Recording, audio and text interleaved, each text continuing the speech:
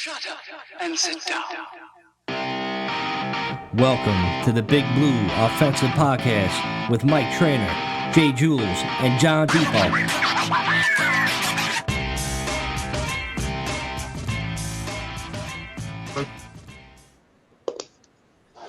Hey, what's up, Giants fam? Welcome to the Big Blue Offensive Podcast. I'm Mike, that's Jules, that's John. We are back again for another fine episode. Last week, we left you with a little cliffhanger. Who's more valuable this coming season and in the future in general? Daniel Jones or Joe Judge? But we got some other topics to discuss. We'll get into that in a second. Jules, what other topics we got to discuss tonight?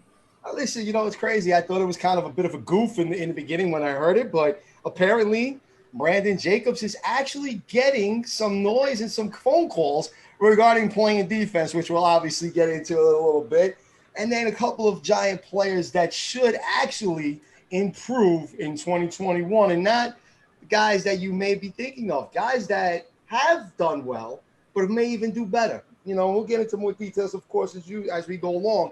And then, of course, the thing we've been talking about most, our secondary, where it ranks, how it's going to match up against other NFL secondaries this coming season, in addition to the defense, and in addition to a couple of players that, they might be free agents in 2022, and they haven't gotten a contract extension or re-signed. So definitely some things to talk about in that concern. But before we get into anything, I don't know about you guys. Look, to me, it's crazy with this type of year that it has been in the summer and everything kind of opening up again and everything else. I'm not even gonna lie. Like I was on Facebook like a maniac, right? Doing all types of shit, promoting the pod, doing all, like getting friends, this, that. Last couple of weeks with the weather and having, the Euro Cup on, I kind of fell off. Not gonna lie, definitely haven't been as aggressive as I've been on it. Definitely taking like a little hiatus, if you would. But I think so is most people. And it's crazy. But literally, I was getting into, as this week was starting, I was looking at the dates and everything. And John, I know you can't stand this shit, but like, one of the things that kind of like puts into perspective when the NFL season is kind of right around the corner, if you would, is fantasy football, right? I do the baseball just to kind of pass this on. Exactly. You know what I mean? Like, I do the baseball to pass it along. But if you think about it, and listen, Mike and I are very big with this shit. If you think about it, man, fantasy football is like kind of like about 6 weeks away. That's not shit, man. That's wild. We're in the middle of August. You're gonna start setting up the fantasy drafts and what ball you're doing at, whose house, this, that, like all that shit's gonna be coming. And then before you know it, Mike, you could fucking like definitely say to this. As soon as those drafts start, is like kickoff for the first game of the year is like fucking tomorrow. You know what I'm saying? Like it's crazy that quick. Dude, right around the corner, man. We got July 4th in a few days. We're gonna be celebrating that holiday, and then we're gonna hit like the dog days of summer after that. But I tell you, it's like, the preseason, Jules, is right there. We get the preseason, we get to like hopefully get the the injuries out of the way, so we don't have to worry about drafting an injured player that gets hurt in the fucking third to last preseason game. That's why all my drafts are like pretty much like the first very week of September, like right around Labor Day weekend. We kind of get that out. Everybody's done playing. Training camps like kind of winded down a little bit. But yeah, like it's right here, man. It's pretty much football season. It's definitely not baseball season because Yankees aren't doing shit. So we need something to come right around the corner, man. So we got the Giants, man. We definitely got a little bit of Battle of New York coming as far as baseball is concerned. I saw this commercial because you're watching the Euro. It's like part of the ESPN because they're promoting the Sunday Night Baseball, and they're like, "Oh, the Battle of New York, Mets Yankees." And I'm like, what? Fuck this stupid ass shit. But all right, cool. We're gonna promote that shit this weekend. 4th of July. I'll have fun with it. We'll be there. I was actually on TV during one of those Subway series. Remember when we went, like, a couple of guys that listen to the podcast with us and we're in that group text with. I don't know if they want to say their names. They're a little weird about that. But, so, we were there. It's like a firefighter deal, whatever. We got like some tickets in like Shea Stadium. We got tickets in Yankee Stadium. And I remember like we were in like the bleachers. I had like my 2 fists full of beers, man. I was double fisted with beers, right? So I'm fucking like chilling. I'm waiting for this game to start. I'm standing up. I'm talking to a couple of you guys. Then all of a sudden I'm getting a text from like random people. Hey, I seen you on ESPN. Hey, I seen you on ESPN. So it must be one of those fucking close-ups. You know what I mean? The one fucking game I didn't fucking record it when I was going to. You know how you record the game before you go? Just in case somebody show up on TV, man. I was there, man. Fuck. Dude, that kind of reminds me of years ago, right after when the Yankees had beaten Boston and go to the World Series. and we ended up going on. We ended up on TV before the weekend series started, and I think you called me. Right. Like, bro, you in Boston? And I'm like, yeah. He's like, I just saw you on TV. I was like, ah, shit. I still tried to record that fucking thing for years. I was trying to look it up on the ABC archive. It was more like I was worried. Like I was like, shit, man, am I really seeing this, or am I just really fucking stoned or something? I guess are those my friends? Yeah, it was crazy, man. So yeah, how's your guys' weekend, man? John, like how was your weekend, man? I'm pretty good, man. I obviously, in the HVAC business, air conditioning right now is fucking crazy, and with the heat, it's been a wild last week or so. But Sunday was cool. I had a day off. Finally, got to hang out in the pool for a few hours with the family, so that's always good. But I got this Giants training camp countdown. We are inside of 28 days. That's wild. 27 days, 11 hours, 45 minutes, and 30 seconds to the second. When guys report to training camp, man. So we're inside 4 weeks, bro. It's you got a couple more weeks, and then it's next week they're going to be in camp, and then it's going to be in camp, and then a couple more weeks to preseason games, and a couple more weeks to fucking regular season. We're it's so exciting. This is the time of year like you really love it. Optimism and stuff like that kind of goes off the charts, and you just kind of fantasize about what could happen. And I feel bad for the Broncos, bro. They're about to get fucking they're gonna get smacked. I tell you, like I always say like this every summer, like, oh, you disappointed, summer's almost over. I'm like, no. I'm like, it's football for sure. Right. Like too hot out, and I got to watch football. And then playoff baseball comes right after. Yeah, it's still like 70 degrees. Like, I don't give a fuck, man. Football's here, man. I look forward to that shit. Jules, how was your weekend? I only did like pool. I did the pool thing. I did like some barbecues, birthday parties, fucking graduation parties. So I had a full weekend, man, leading up until tonight. You see, it's crazy because I did the complete like kind of opposite, right? Like I was like a fucking cave dwelling person. I went out on Friday night. We hung out a little late. We did some of the guys, and before you knew it, I like woke up like late as shit on Saturday at like 10:30, 11 in the morning. I'm like hung over, like how did I get home type of shit. You're like, oh man. And like I said, I've been following the Euro. So I wanted to run out to watch Italy play because it was the first round of the knockout stage. So I'm like running to one of these like soccer bars in Brooklyn at like 3:00. Dude, I barely ate, like I'm eating there, I'm drinking beers. They're handing out free Heinekens because they're promoting this shit. By like 4:30, I was like hammering again. I was like, yeah. Jules, it always starts with you, man. It's like I barely ate. When you say I barely ate, then I just know you're setting it up, man. Dude, I barely ate. It's funny. As soon as I get that, I order a beer, and then they're doing like a Heineken promotion, and I got like the girl coming next to me being like, you want some free Heineken? What am I gonna say? No. I'm like, yeah, sure. Put it down. I get double fisted. I just got here. Fuck it. Yeah, why not? Like doesn't say, but like 4:30, I was like having. I'm like stumbling, walking home. I'm like, it's beautiful out, whatever. I was passed out by 8:00. Woke up on Sunday. I didn't want to do shit, bro. I was like, I ain't going nowhere. I'm gonna pick up a few things, clean up my house a little bit. That's my motherfucking weekend. Well, God bless you guys, man. So let's just get into like the first topic because it's gonna be a little bit downer for I know John.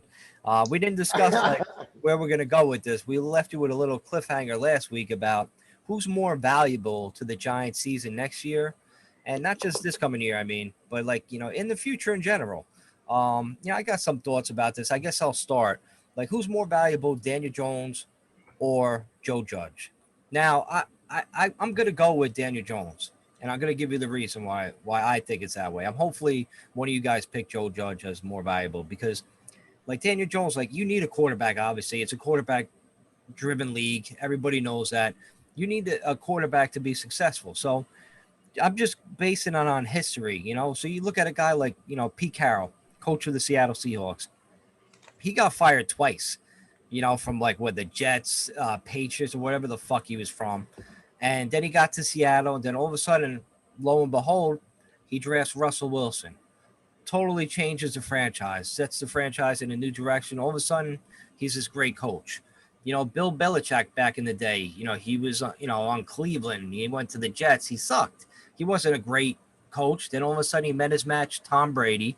And all of a sudden, like, look at that, look at the trajectory of that career with the head coach. So I think it's, tied together, both those guys. I think both of them are going to lead us to where we want to go. But as far as more valuable, whether it's Daniel Jones or another quarterback that might show up if Daniel Jones doesn't get the job done this year, I think it has to be the quarterback is more valuable. What do you guys think?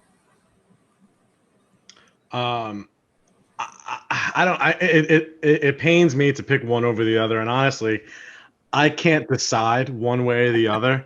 I kind of just view it as like some type of like Spartan Roman army where, Joe Judge is the king, and he's sending out onto the battlefield his general and the rest of the soldiers that are there. And Daniel Jones, it's like hard. How do you say, the king's going to get credit for winning the battle, but the general is really the one that's leading the charge, so to speak. So it's hard to choose.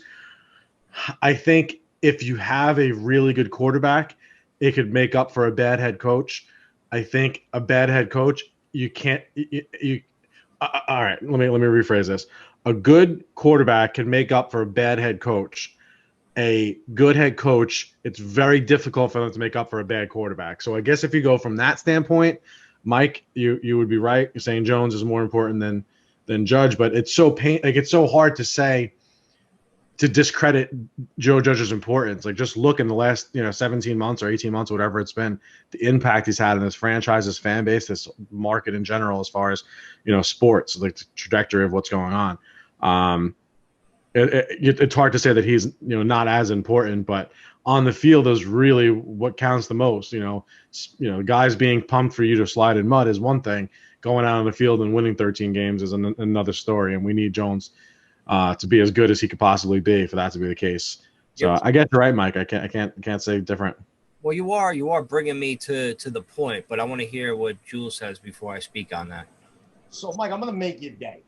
When it comes to football, 100%, it's the goddamn head coach, okay? And I don't give a fuck what else anybody says. It's the only sport in all the fucking sports that the head coach makes that much of a fucking difference, okay?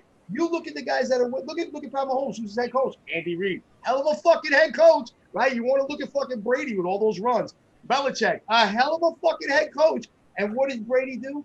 Brady took his offensive system and brought it to fucking Tampa Bay. And listen, I'm not going to knock Bruce Arians. He's a good fucking head coach too. The dude just never had the pieces in place like he fucking had last year. He had an excellent defense with excellent receivers, and they went out and added more receivers than Tom fucking Brady. And Tom Brady's like, hey, dude, you mind if I run the offense? Fuck our offensive coordinator. And he was like, yeah, I'll make a fucking head coach decision and say, yeah, Mr. Brady, you run the offense. I'll take care of the rest of the team, and let's go out and win a motherfucking Super Bowl. It is 100% that shit. If you wanted to look at this as if you were like maybe betting on stocks and other types of shit, you would short Daniel Jones and the quarterback, and you would long bet fucking Judge and the fucking head coach, because he's the one that's going to put all this team together. It's a young fucking team like we've been talking about forever. It's sort of a team that's building, doing all other types of shit, and that's what they're going to need. They're going to need this guy in peace, their fucking true leader, and that's Joe Judge. He keeps all the coaches in place. He keeps the fucking players in place.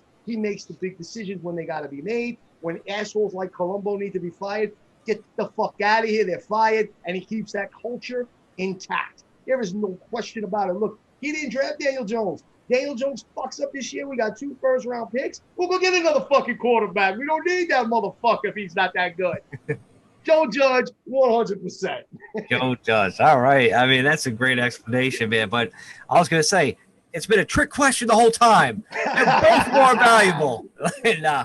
But I'm saying, like, I think these two guys, I mean, you could, like, I'm trying to, like, bring the point, like, it's like a nice little argument to have, like, which is more valuable. But in reality, they are kind of, like, tied to the hip. Like, I don't, like John said, you could have a great, quarterback and a shitty head coach, but not really vice versa, because you're not really going to go anywhere.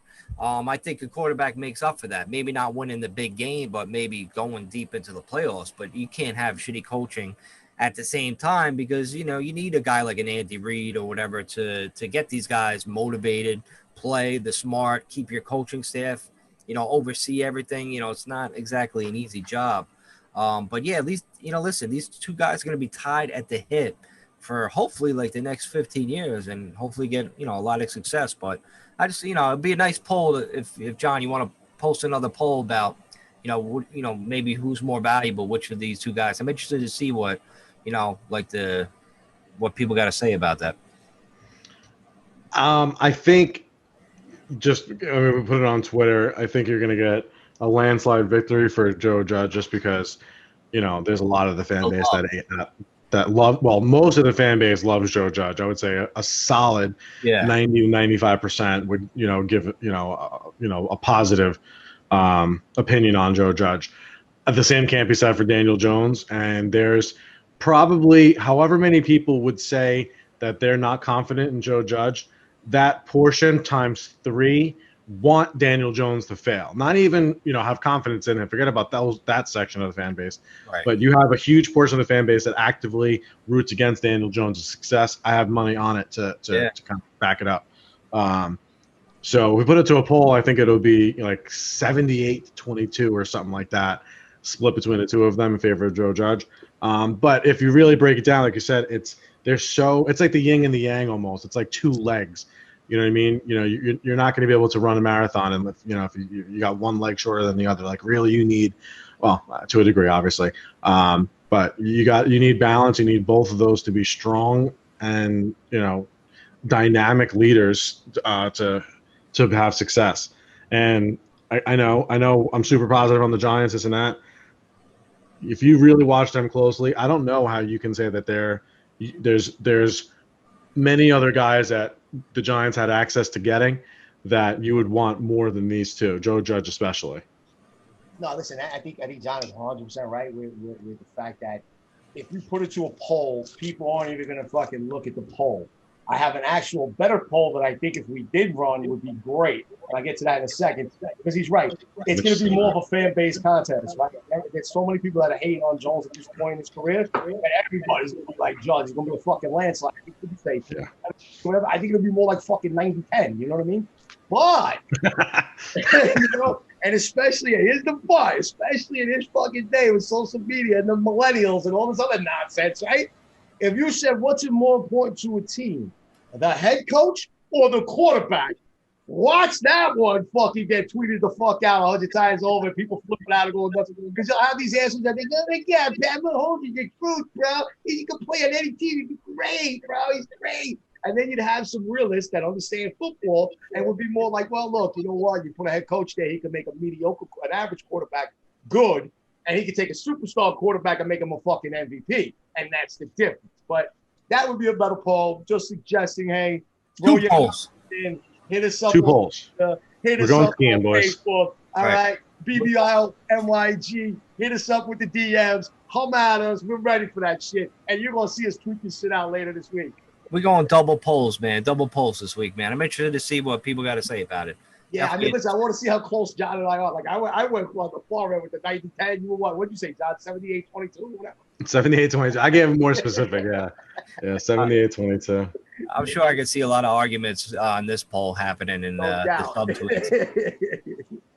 All right, we'll put it up tonight after the show. Yo, why not? It'd be fun.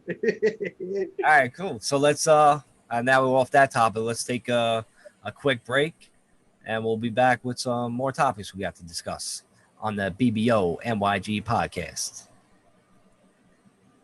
All right, we are back. Jules, what is next in line? What's the next topic? In line got me so motivated tonight. I think that's part of the reason why I have this extra energy, man. It's like real feel outside right now is like 106. So I don't know where all this energy is coming from. And I keep it so that I don't have I'm in like some super AC cooled out room. Because then I would just want to mellow the fuck out and chill. So I keep it with just like a fan going and shit. So I'm like fired up for real.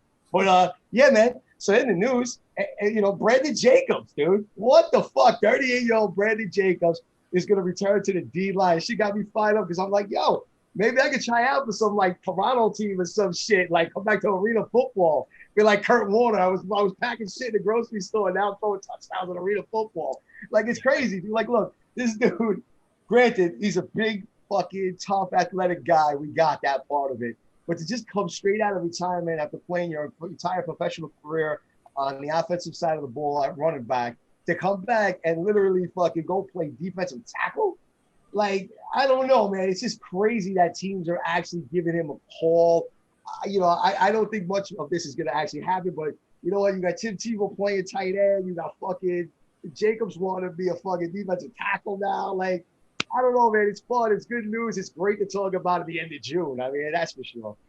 Jules, if you went to Canada to play football, they'd fucking deport you in about fucking one night. One night of I like drinking. to drink. They like to drink up there. Yeah, one night in Montreal of drinking with 18-year-old women, you're gonna get deported back. That's pretty true. I'll probably be back in the States right quick.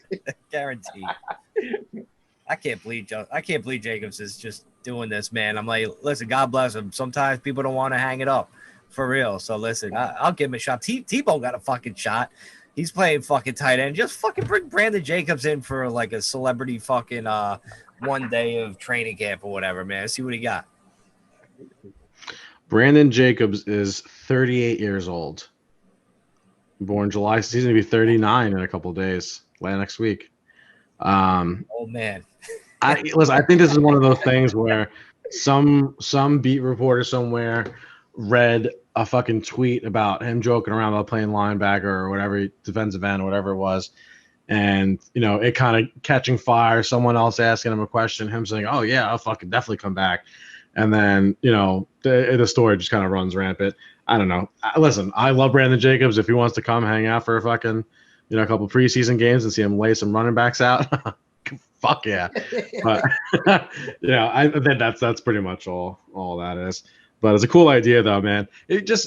Speaking of Brandon Jacobs, man, just if you go back and you just spend a couple minutes watching this guy's highlights, bro, he really was fun to watch, dude. Like Saquon's fun to watch from, just like a sheer athletic standpoint, but just as far as being like an outright like juggernaut X-Man, just running motherfuckers over. He was Derrick Henry before Derrick Henry was Derrick Henry. Yeah. You know what I mean? We had basically that 1,000-yard seasons. Remember, I don't remember what game it was against the Redskins. I don't remember who he hit, but that fucking Redskin he put right into the turf, man, with his fucking shoulder, just ran him right over, like shit like that. So sick. Oh God, I can't remember who that was. Jules, do you remember? I guess watch it. I have him in there, like it's in the back of my mind, man. You know what's funny? Because immediately, I got the Ron Dane brain. And I was like, oh my God, that's what Ron Dane was supposed to be. That's what he was supposed to be. Forget about it. I know. You watch Sean Alexander. I know. For us, man. Sean Alexander. I was read Ron Dane brain. I was like, I can't get it out of my head. Oh my God, why? I hate that guy. Brandon Jacobs, man, I love that motherfucker, dude. He's one of my favorites, man. The way he just ran over people, like, who you got to have balls to even attempt to tackle that motherfucker coming at you, like. Bro, he was like 270, dude. He was a fucking giant. Wasn't it in the first Super Bowl against the Pats that he literally on the second play of the game fucking just tore through the fucking second line of defense and blasted somebody in the secondary?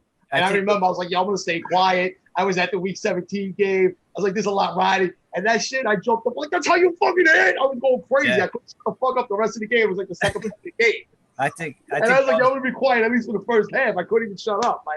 That's the scary number for Jacobs. I think you're describing when he nailed Patrick Chung all the way back to fucking China. He said all the way back to China, man. Fucking dude, he hit Chung like Chung had the ball. You know what I mean? He hit him harder than the fucking defensive guy can hit you. It was insane, man. Yeah, look, could I see him maybe make a practice squad, and help a little bit if he wants to help out a team? Sure, that's the kind of football he wants to play.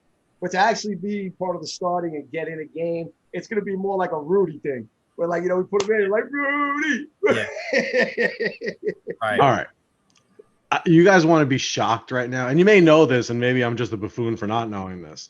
All right. I'm looking at Google right now. I wanted to look up and try to remember exactly Brandon Jacobs' height and weight. 6'4", 264. You know how on Google, when you search somebody for something like that, it'll say people also search for, and then you got Ahmad Bradshaw, Justin Tuck, Plaxico Burress.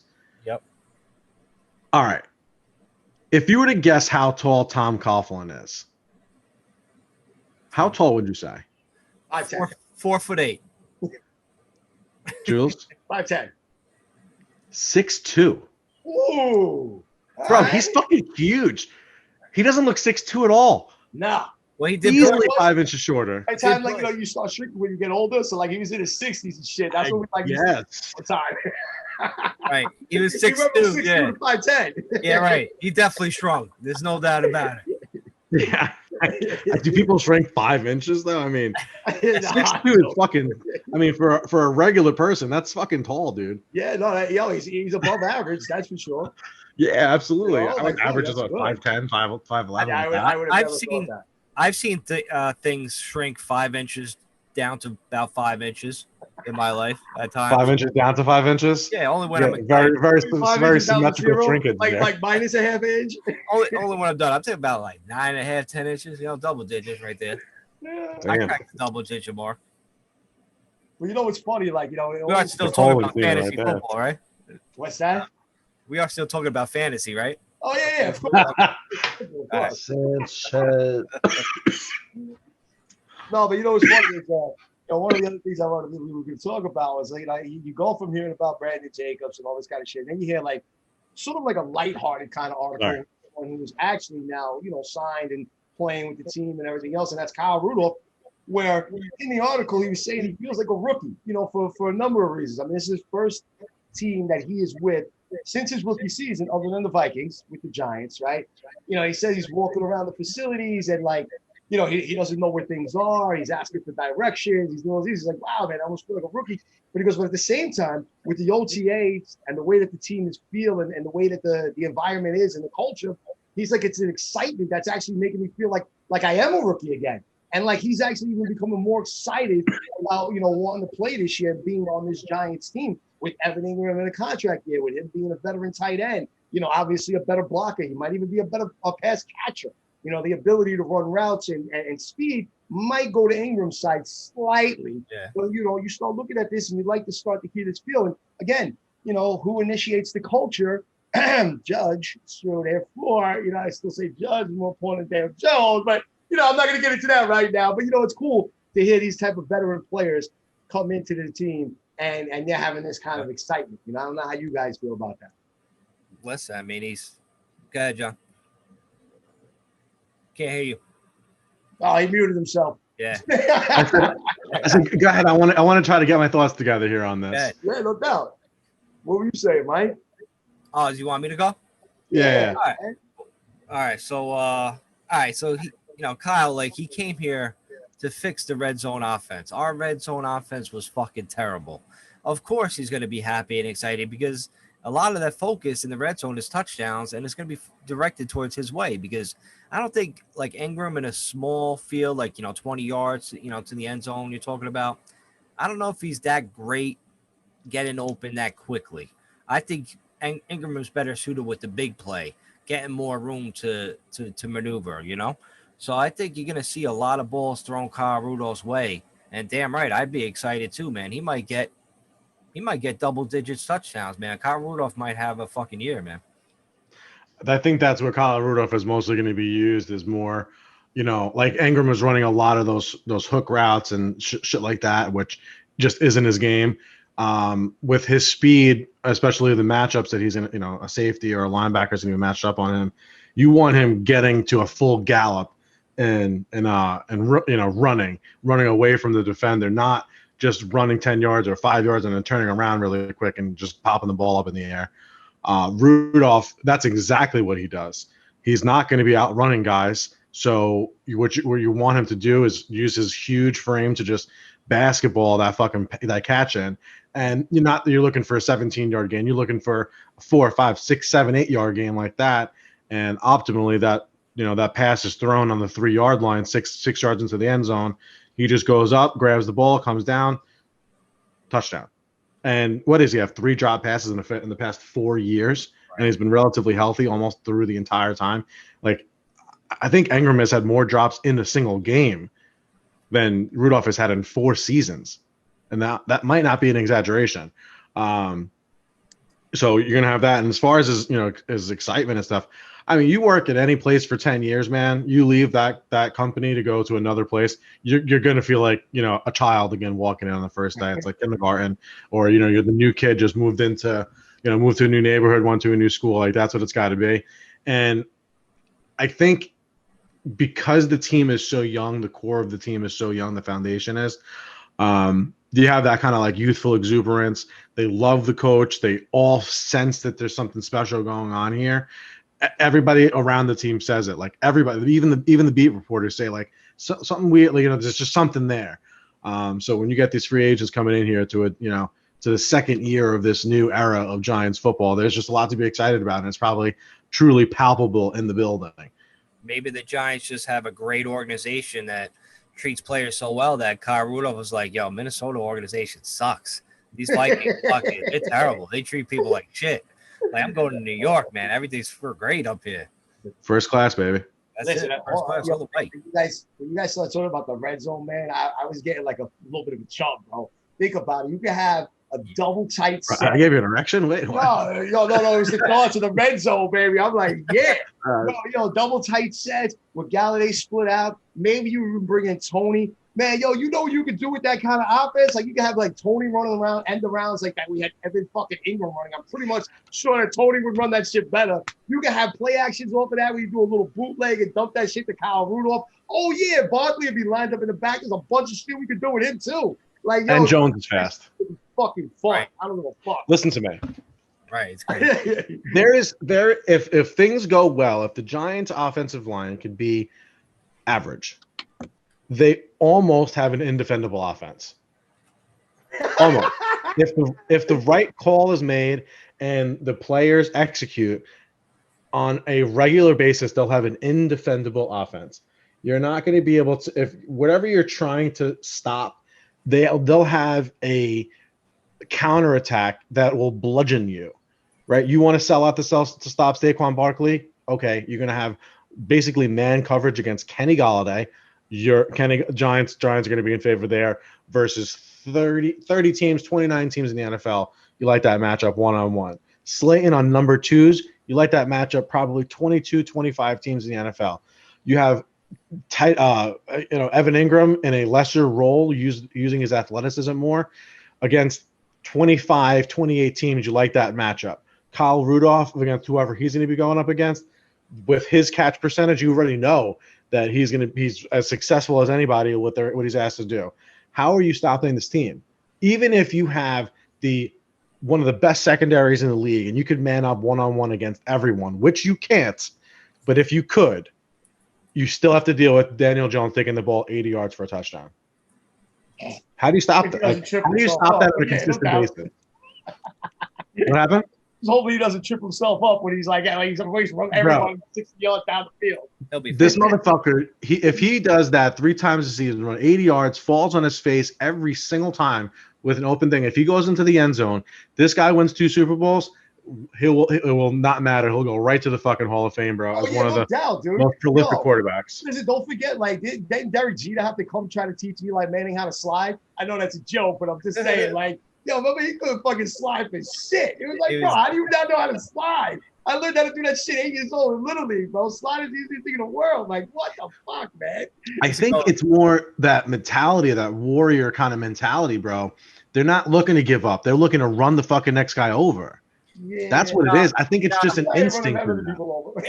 Eli was the doofus. I love Eli, but he was a doofus. Yeah. When he went down sometimes, like he fell down like one knee, kind of flipped over. I'm like, dude, you just like, I don't know, spike the ball, do something different. Like, yeah, you know what I mean? Just go like somersaults, like he's doing somersaults and shit. I'm like, yo, Eli, calm down. I was gonna say, I think it was against the Eagles where he fell to one knee, that hit the ground, fumbled. Right, the ground caused the fumble, but it didn't matter because nobody touched him. Right, nobody touched it. And the reason why I'm drawing these comparisons is that Daniel Jones could get shot by a sniper in the wide open field and fall down, and Eli Manning was doing this kind of shit. Just saying, guys. All right, crazy comparisons. All the comparisons does happen. They're all coming true, Jules. All the you comparisons. gotta kind of keep it looking at it from that perspective. Where you're like, this is it. Twins. I like this shit. They're fucking twins, man. It's fucking crazy. All right. So I know the next topic was the secondary, and I think it's a perfect jumping off.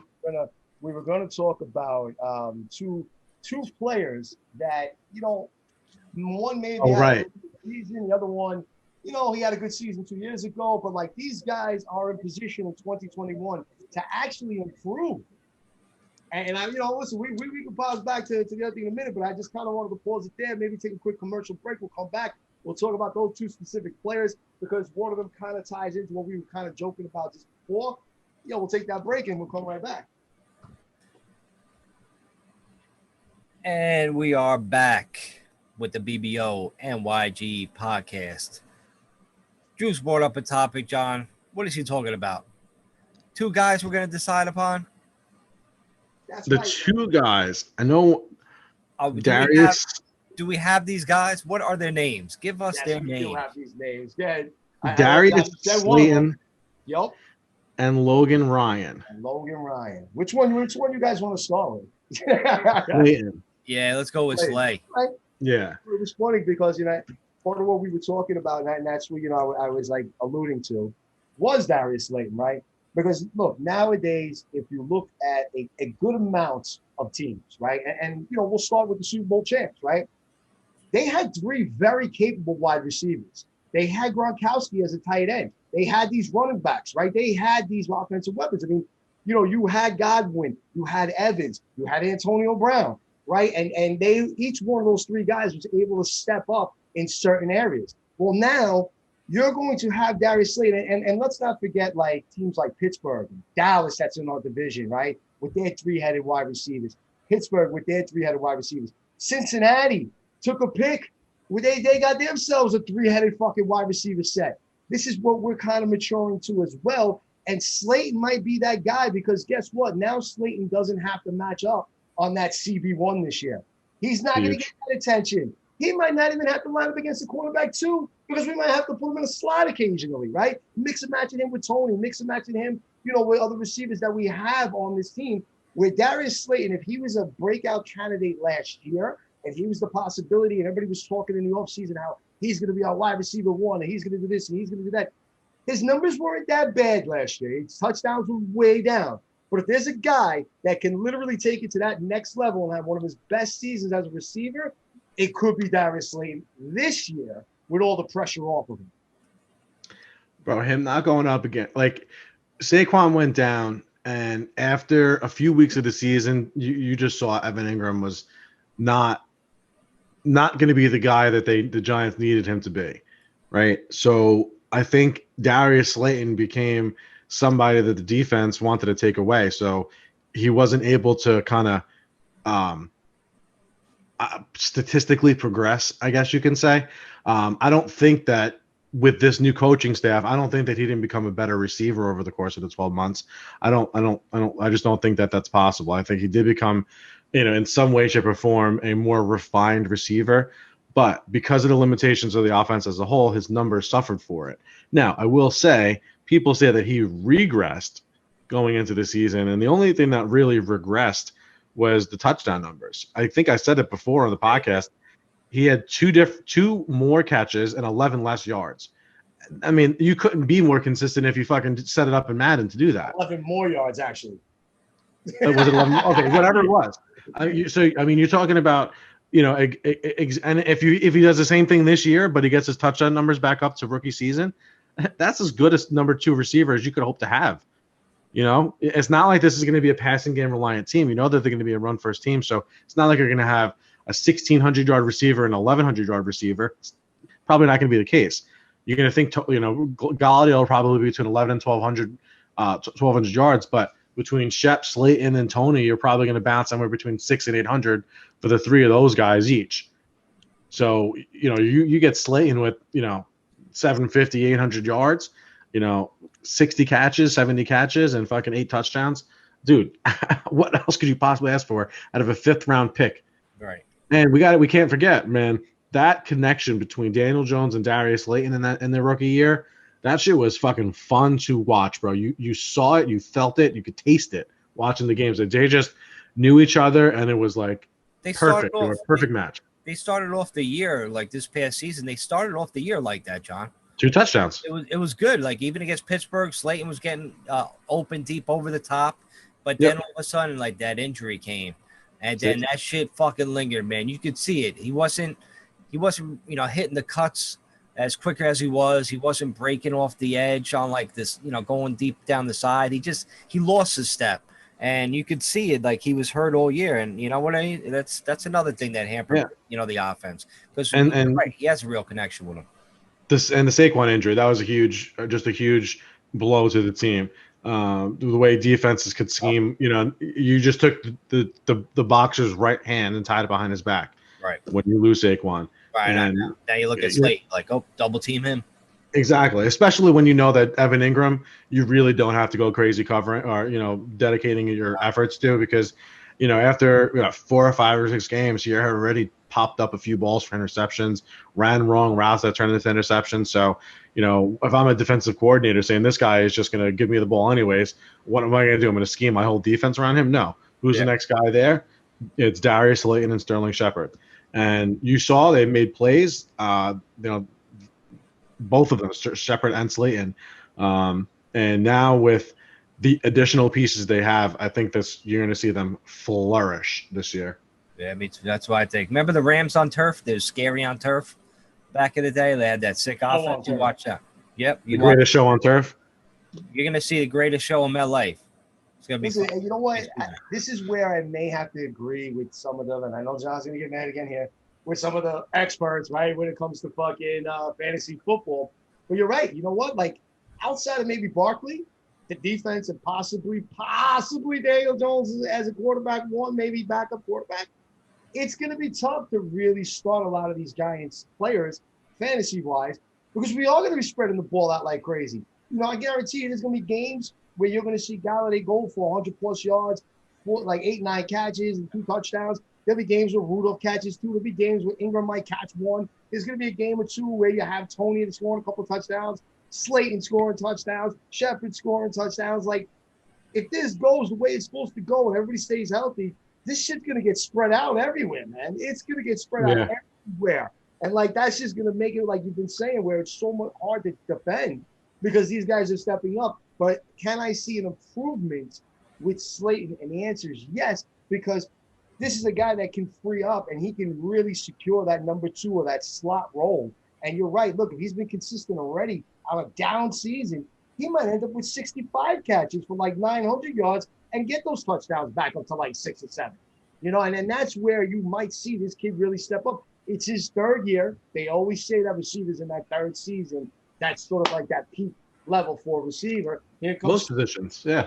Yeah, he feels like he's got to feel a little competition going into camp. They got John Ross, they got Tony, they got Galladay, Shepard's healthy.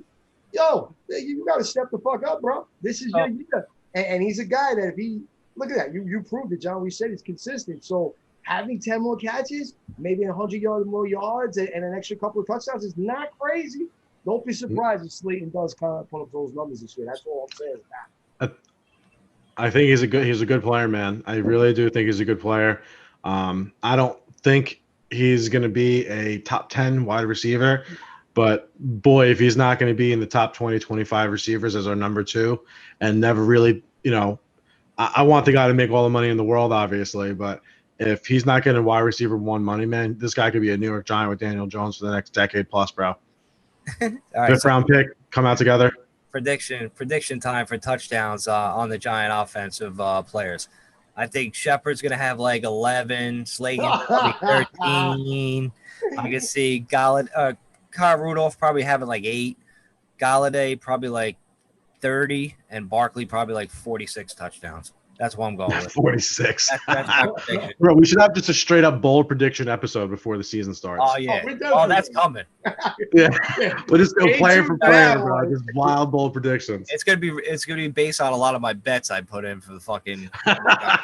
Speak it into existence, brother. All right, we're expecting the @BBONYG DM handle to get fucking blown up when these bold predictions come out. Just saying, all right? That's BBONYG. On Twitter. You better come hit us up and follow us on that shit. But NAOL. NAOL. So do you guys want to get into the second guy, or do you want to take a commercial? What do you want to do? For this guy's now, here's a guy that was, I would have to say a pretty top-end player at his position. Comes over to the Giants initially as that position player, and then because of injuries and other things that had taken place, has to now shift to safety, and actually had a really good season in his first year of his NFL career playing that position, and that's no other than Logan Ryan, right? Guy stands extension. He's been sort of the defensive guy in that backfield, if you would. Him and Blake Martinez have been sort of like the quarterbacks of the defense. You know, and Logan Ryan was playing safety for a season where he didn't have preseason, he didn't have OTAs, he didn't have any of that shit, and was actually switched positions at the start of the year. And now he's got a full season under his belt, and he's gonna have this year's OTAs, this year's preseasons, with another whole season to go. Yo, the sky's the limit for that guy at safety this year. When you look at the dictionary word culture change, you see a picture of that motherfucker in there, man. Like what he did to come over here, yo, totally changed the fucking way. Yo, people love that dude. People want to come play with that fucking dude from other places. He was on phone calls with free agents getting these guys to want to come here. If you don't think that makes a difference, man, thank God for him, man. What a great signing, man. I know they were going back and forth early. Oh, should the Giants sign him? Should they wait? Yo, I mean, I'm glad they didn't wait fucking that long because, man, what a really important piece we have on defense and in that locker room. I don't know how you could be a Giants fan and not just love Logan Ryan. I mean, he's great on the field, obviously, and not just like, you know, a lot of people look at the game through stats, and I don't know if you can look at the stats and say, oh, you know, Logan Ryan was this, you know, elite safety. I don't know if the numbers will tell you that. They may. Maybe the advanced statistics do. I'm not sure. But just from what other intangibles there is to being a football player, bro. You can't ask for more than what he is. You just can't. The guy's recruiting guys. He has a championship mentality. He's won 2 Super Bowls already. He's played in New England. He's played for teams that know how to win, and you can see whatever he was taught, he lives that shit. And all he wants to do is take guys under his wing and turn them into what they're the best versions of themselves. And by all accounts, when you hear the other guys talk in the secondary about him, they fucking love him. And outside the Giants locker room, you know, you got a Dory Jackson here, man. Dory Jackson could be one of the top 20 corners in the league. And that's our number 2 fucking corner. And one of the biggest reasons why is because we got Logan Ryan on this team. One of the biggest reasons why Jabril Peppers looks like he can be an elite safety is the biggest jump he's had has been with Logan Ryan there. And ultimately, I think best case scenario, he plays this season, and then, you know, I think by the time this 2022 season rolls around, maybe he's going to start going on a little bit of a downslide. I think it's his last season on the contract.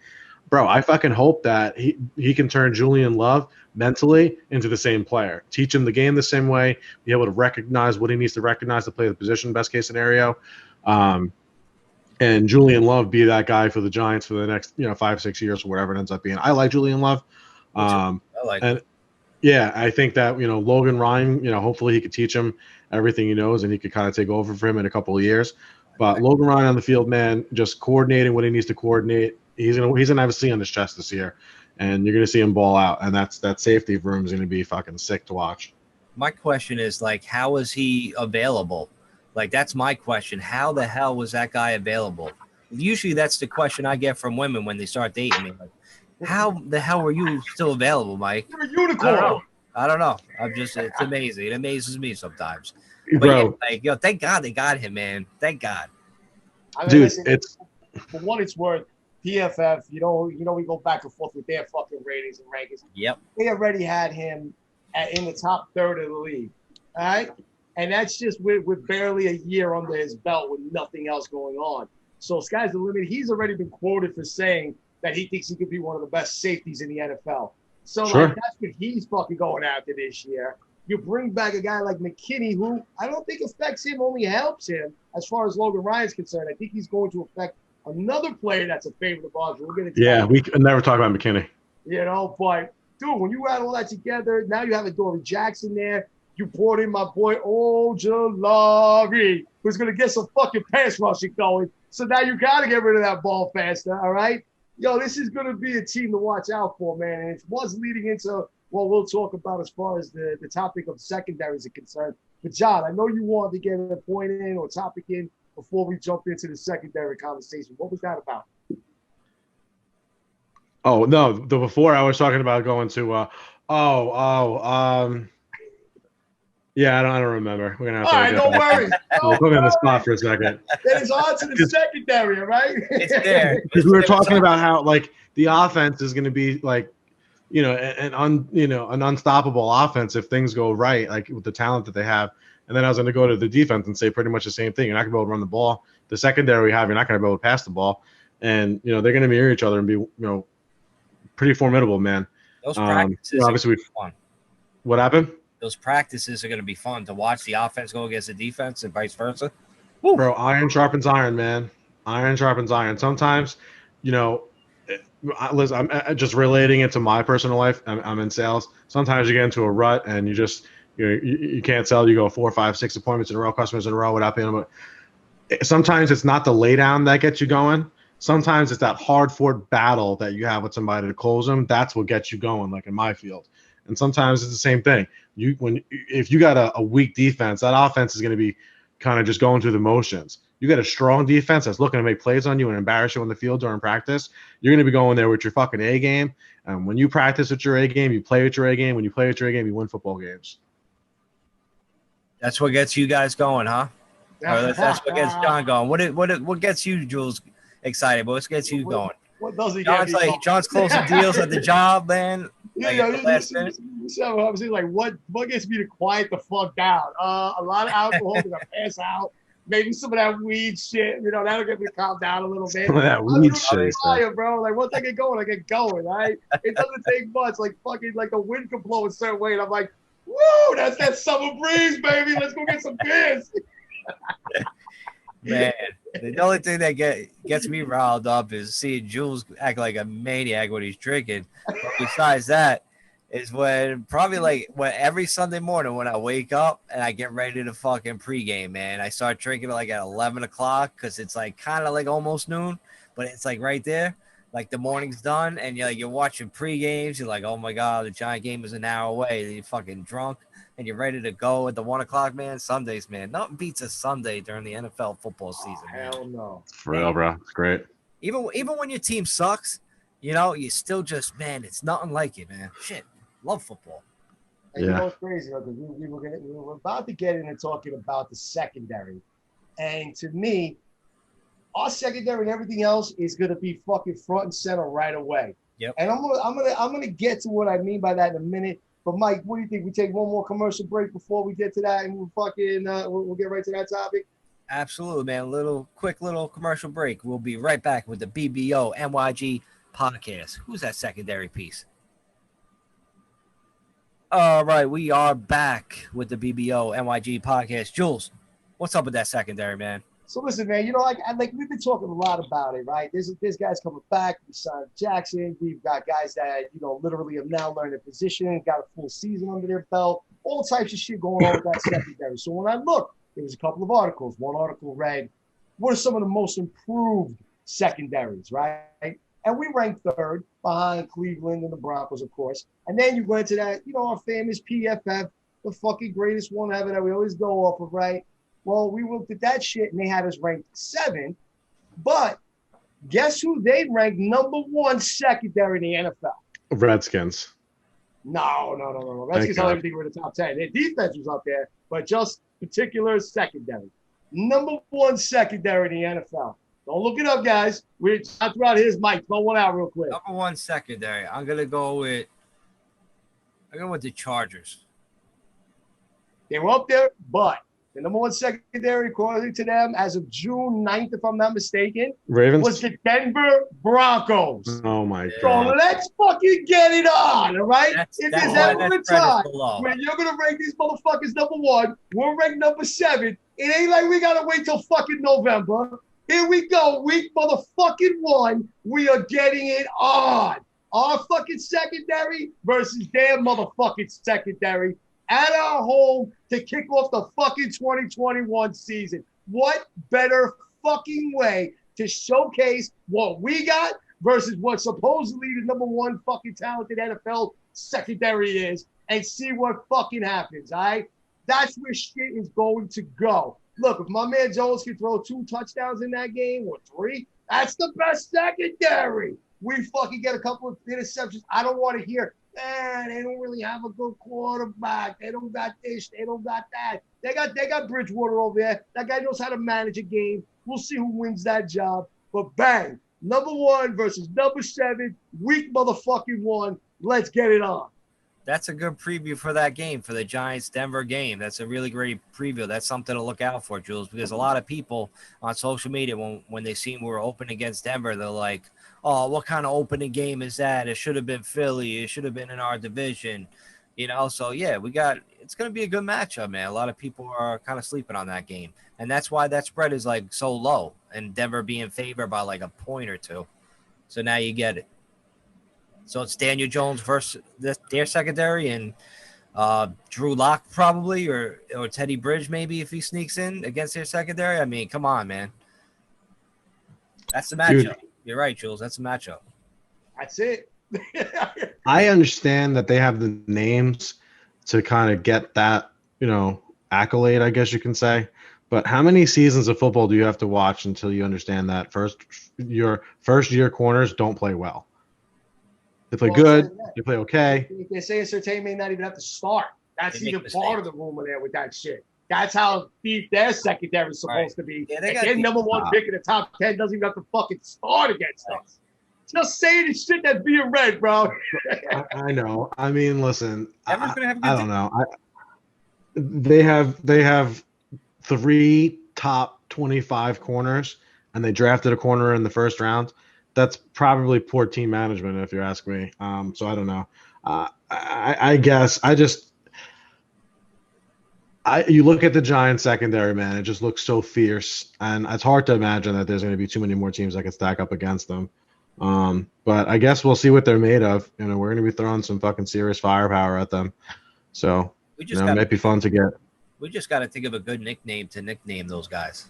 The secondary. The secondary? Yeah. I can't think of anything good, man. I've been trying. Yeah. We got weeks, bro. We got a couple weeks to come up with some good shit, man. We just got to start spitfiring it out. Well, I got to put that shit out into the universe and get it and have something, That's what we got to do. We got to think of a good name, hashtag it, keep sending it to the Giants players, all the secondary guys, see if the name sticks. Boom. We copyright that shit with the BBO NYG podcast. Bang.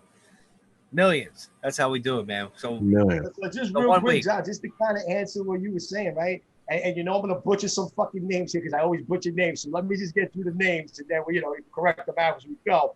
But this is according to PFF.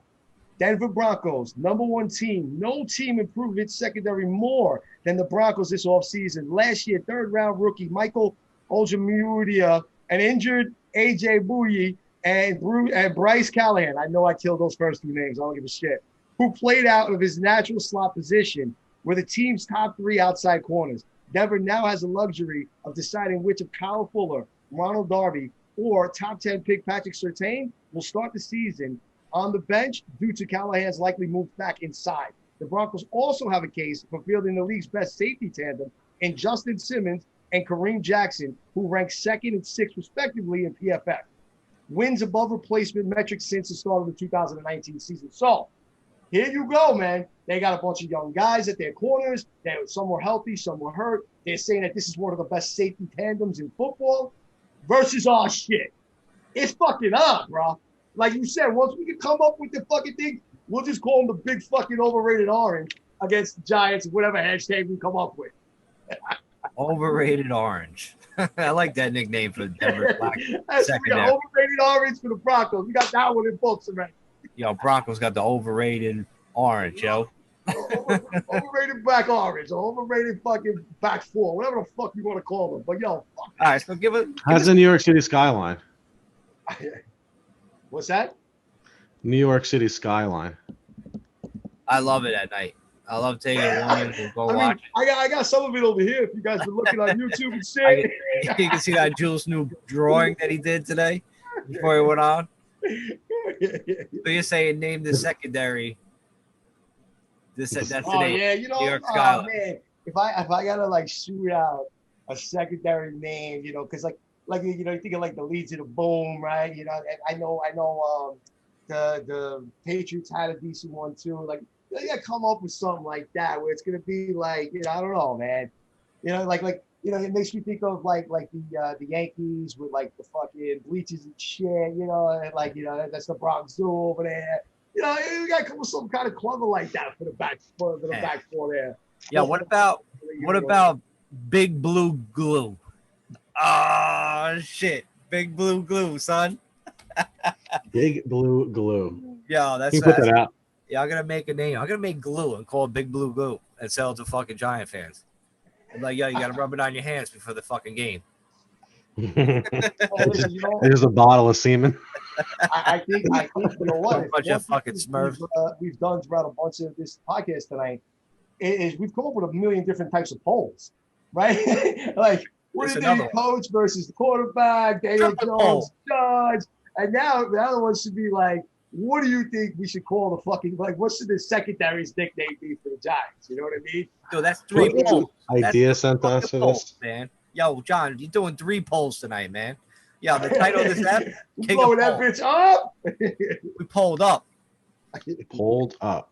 Pull it. The only thing that sucks is that, like, you know, I would come up with like a couple of four, like something like the Fantastic Four or something like that, but you can't really call it that because, you know, when you got the nickel corners in and, you know, you have some of these slot corners and guys rotating, it's going to be more of that. This is going to be like a fucking group, man. This is going to be like, you know, like, I don't know, 4 times 2. The Fantastic 4 times 2. Like, you know what I mean? Like, you're gonna have multiple guys coming from at you. Listen, I just read off a handful of Broncos players, right? And they're the overrated Orange 4. That's it. Giant. They're overrated Orange. That's their name until week 1. And then after that, you can see Overrated Orange. I like that. Yeah, that's it. Overrated Orange. Fuck you, Broncos. You know, I gotta come up. So you gotta give me a little more time on the Giants. I'll come up with some shit over the next few weeks. I promise. What about Giants Girth? Oh wait, that's my nickname. I apologize. My bad. Yo, give us a week, man. We'll come up with a fucking name, and then we'll put it on the show and we would like it. We left the cliffhanger last week with the whole Daniel Jones and you know our Judge. Joe Judge. Yep. Coach Judge, right? So I think that this week's cliffhanger will be that next week, as our little homework assignment, myself, Mike, and John will come up with our nicknames for what the Giants secondary should be called for the 2021 season. And at that point, we will then post our nicknames in the following week on Facebook and on fucking Twitter at BBONYG and on our Facebook group at the Big Blue Offensive Podcast.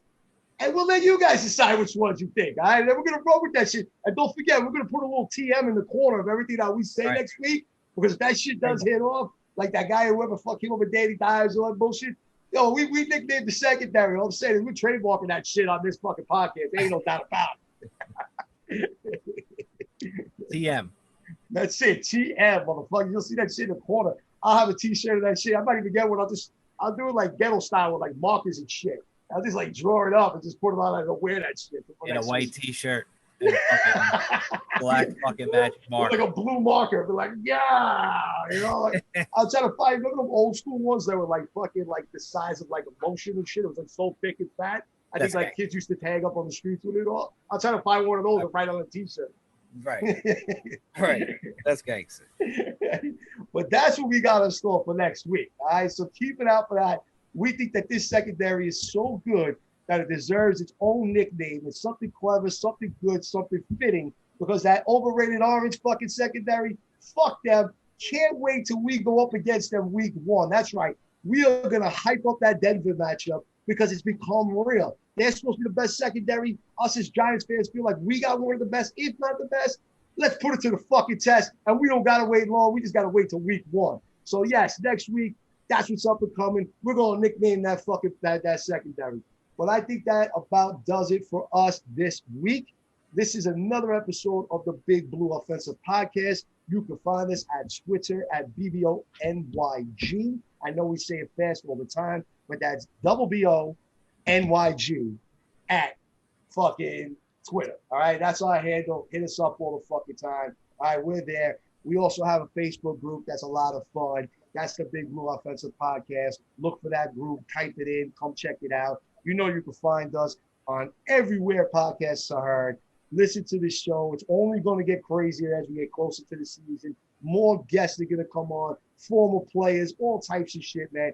we're going to get really jazz it up as we get closer to the season, which we kind of described today is only a few weeks away, right? And John's got the countdown to the fucking clock when we get to training camp. You want to hit us up individually, you know where to find us on Twitter. You can find me, Jules NYC1. You got Mike Trainer MFT, and you got John at the NYG Slap Parade. This does it for us at another podcast of the Big Blue Offensive Podcast. Have a happy 4th of July. We're out. Happy 4th.